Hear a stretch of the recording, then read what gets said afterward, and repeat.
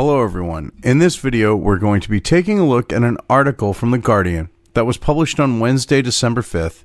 It's written by Jim Waterson, the media editor, and it's somehow journalist safety is like the subcategory or some shit.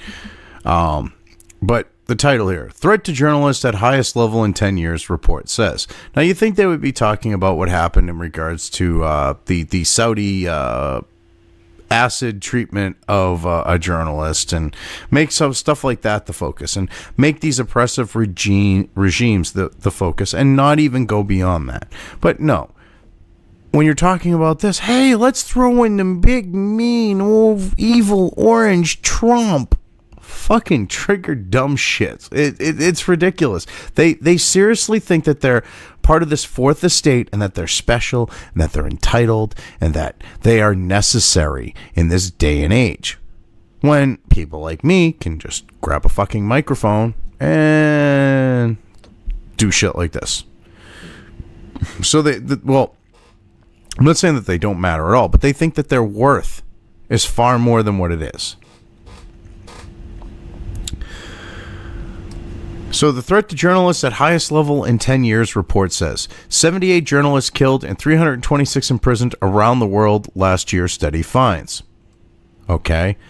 Now, none of this has to do with Trump, but with the fact of calling out, and now they try to make it sound like, of course, all of the press, but calling out CNN and MSNBC and those of those ilk, like New York Times, Washington Post, calling them fake news because for the most part they are, especially with their Trump deranged bullshit, is somehow attacking the press still, and is somehow being grouped in with this shit. It makes absolutely no sense. Journalism is more dangerous and more under threat than at any point in the last decade, according to a report which found that 78 journalists were killed last year while doing their job. Yes, well, they were doing it in hotspots and shit like that, and that's why. But somehow this has a relation to the United States for whatever reason. Okay, which we're going to get into.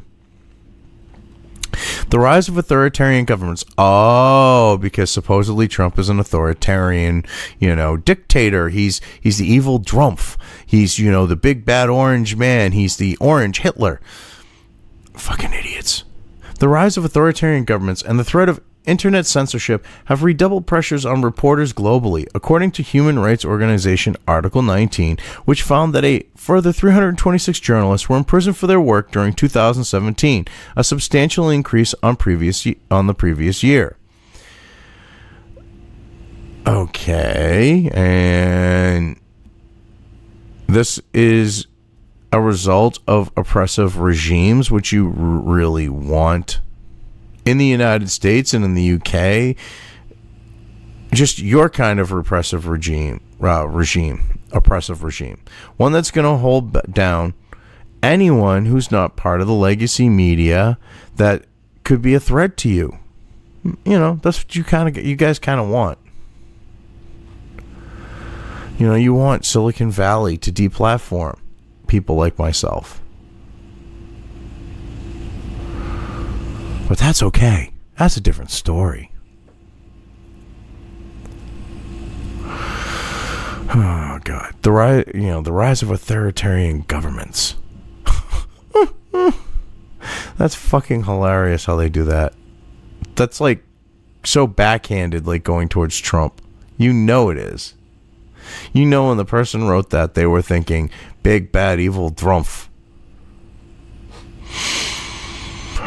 More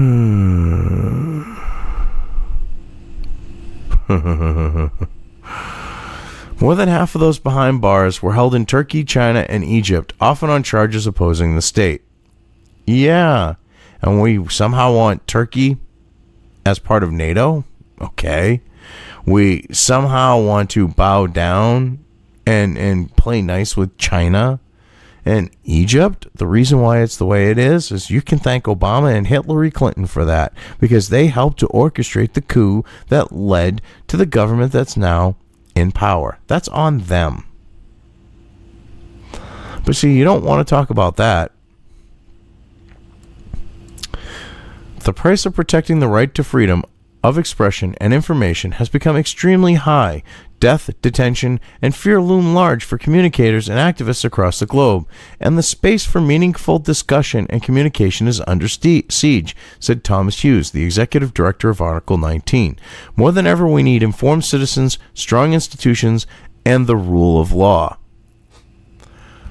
The rule of law. Whose rule of law?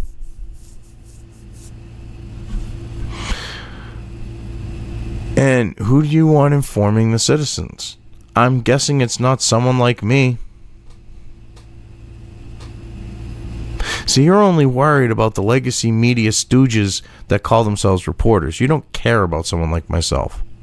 You don't care about people in the alternative media because we're a joke to you. We're not real press. We're not real media. The human rights group concludes that hostility towards the media is becoming normalized around the world amid a proliferation of strongmen populist leaders who have echoed the language of the U.S. president and vilified journalists for simply doing their jobs. Eastern Europe was particularly problematic, Hughes said. Oh, wow. You gotta love it when The Guardian is trying to claim that all of this stuff going on is big, bad, evil Trump's doing. He had nothing to fucking do with it.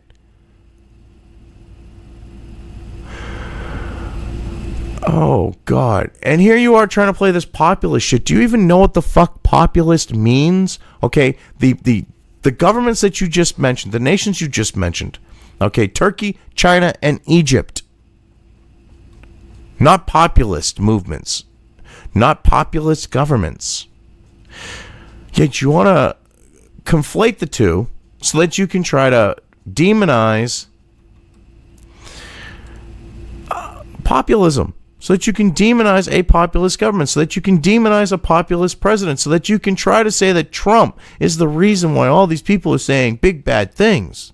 You're fucking pathetic for it too.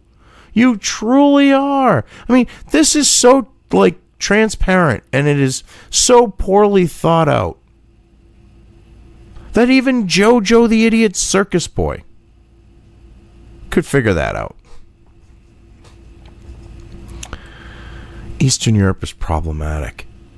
Oh, because Poland doesn't want to follow your fucking bullshit and they're a nationalist? It's Trump's fault. Okay. Sure, right. Uh-huh. And journalists doing their jobs. Since when is it, like, say, Acosta's job to sit there, be rude to fellow, reporters, which in the case of him is a term I'm using very lightly, be rude to the leader of the free world and the president of the United States, who's one and the same, to basically spurg out like an idiot? How is that doing his job? How is CNN having people on panels spurging out day in and day out, night and day, 24/7 going, Orange Man bad? How is that doing their jobs? It's not. It's not even remotely doing their jobs. And it's no different with the legacy media mouthpieces in Europe. Donald Trump has made it a habit of demonizing reporters as nasty and terrible, damning mainstream outlets as purveyors of fake news. No, not all mainstream outlets, particular ones. Let's be honest. So you're trying to do the blanket accusation that he's saying this about all, but just doing it in a different, still sleazy fucking way, you scumbag. You dishonest, sleazy shitbag. And they are nasty and terrible when they've been caught lying. I mean, hell, the Washington Post. Trump lied like 900 times, and you go through the lies, and you actually, the supposed lies, and you look at them, and you're like, these are actually fucking true. And here, and here, you literally recounted the same thing more than once. There's actually, it's a clip that ended up with Steven Crowder. A guy that went and researched the WAPO claims. Oh, God. He shows how fake they are. It's hilarious, the guy that Crowder had on. It really is. In October, he praised a fellow Republican for body slamming a Guardian reporter. Oh, God. He didn't exactly praise it, but all right. And you know what? He should have been fucking choke slammed.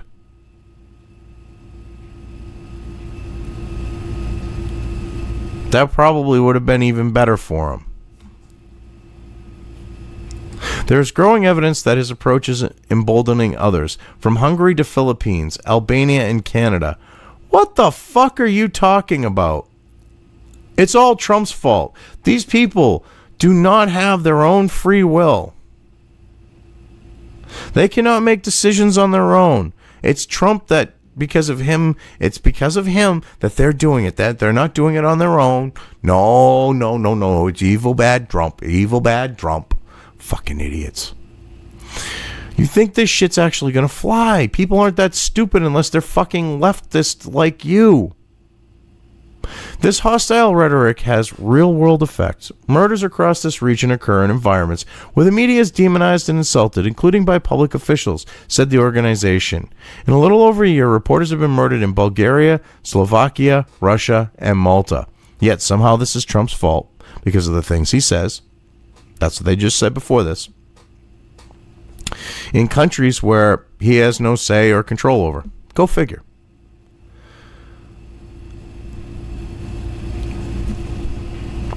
And what they're saying before that is no one has the right, when it comes to the legacy media, to insult them or to call them out for their shit, which they're saying is demonizing them. Guess what? You're not above reproach. All right, your shit stinks. If people call you out for your shit stinking, you fucking deal with it. You are not above that. But somehow you think you are. Data from the Committee to Protect Journalists, an NGO, oh God, we're bringing in the NGOs, shows that 2018 is likely to be no better for journalists. In fact, the number murdered as opposed to killed in war or dangerous assignments or in other incidents is on the rise. Yeah, okay, sure, right. Yeah, and it's all Trump's fault. Uh-huh. Attention is focused recently on the fate of Jamal Khashoggi, who was killed by Saudi security forces in Istanbul in October. But he was one 31 journalist, one of. Holy fucking shit, proofread your stuff. But he was one of 31 journalists murdered so far this year. Yeah, and way more used to get murdered years ago. What is your fucking point? And it was because they were actually getting into shit. Like fucking with the mob, going to, cover battle at war, during wartime, shit like that.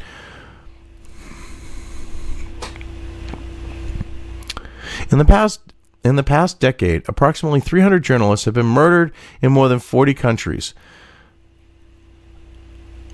Okay, 30 a year. More people are fucking killed in car accidents. Oh, God. What's your fucking point? I mean, yeah, it sucks and it's sad that they died, but 30 a year ain't that bad in the larger scale of things. If they're going out trying to get the story, they know that's part of a risk of their job, and you're trying to blame Trump for it. It doesn't work like that. If you put yourself in danger to get the story, the possibility of dying is a calculated risk. So they were murdered in 40 countries according to an analysis of the CPJ data. Aside from countries at war, India, Mexico, Brazil, Pakistan, and Russia have the most dismal records. Well, India, it's because you got like bandits type shit going on. They'll kill them. They got no problem with that. Mexico, the cartels, bandits, everything else. Brazil, criminality, hardcore criminals. Russia, kind of the same idea, but you've got the government aspect as well. Now, this is funny. 300 journalists have been murdered worldwide since 2008, including 31 so far this year. Now, this is their graph. They're trying to make it sound like 2018, so many fucking journalists died that we need to be alarmed by it. Okay? So, we've got 2009, well over 40. I'm sure that when the line goes to the end, it might be even further than that. More died in 2012 than 2018. Close to that amount died in 2010 and 2008. 2011, it went down before going up above, the numbers that we're seeing for 2018. 2013, only a few deaths. 2014. Then look at 2015. 37, 38 deaths, some shit like that. And then it went down a little bit. They're trying to make it sound like this has been a steady decline. And this is like a scary thing. They go up, they go down. It all depends. And it's not Trump's fault. I don't understand why they would put this graph in when it clearly destroys their narrative. Article 19 has also gained international monitoring. Article 19 also said international monitoring failed to capture all cases of violence against journalists. Well, no shit. That's common fucking sense. You can only keep an eye on so much and something's going to slip through. Especially when local communicators in small and marginalized communities were killed after uncovering the wrongdoing of governments and other vested interest groups. Huh. Oh, God.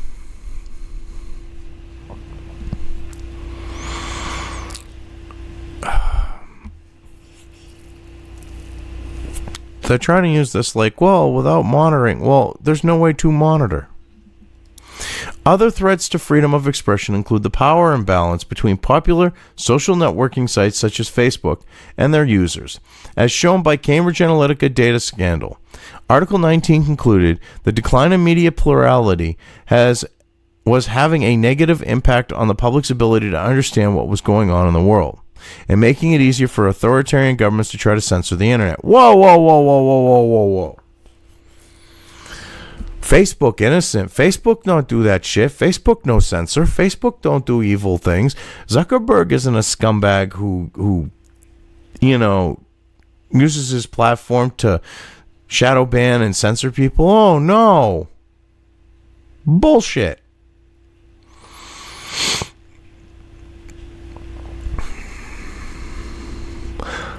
That's more Silicon Valley censoring the internet.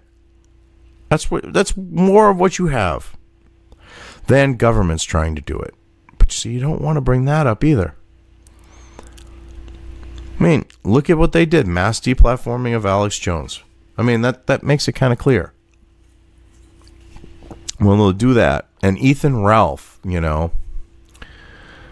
because of some super chats that had some creative ways of fucking the YouTube system. If you say someone can't say something, they're going to try to say it no matter how much you try and stop them. And because they did that in regards to like 1488 and other shit to see how much they could get through, Facebook censorship, the Wall Street Journal and the left use that stuff to go after Ethan Ralph. Censorship. It's deplatforming. No different than Alex Jones. And it's being done by private companies, not governments. There is clear evidence to argue that as new ways to express ourselves emerge, new ways to silence rise up to meet them. You think? You really think? You sure? So the report said, highlighting Iran, Russia, and China for blocking online content, imposing harsh penalties on critics.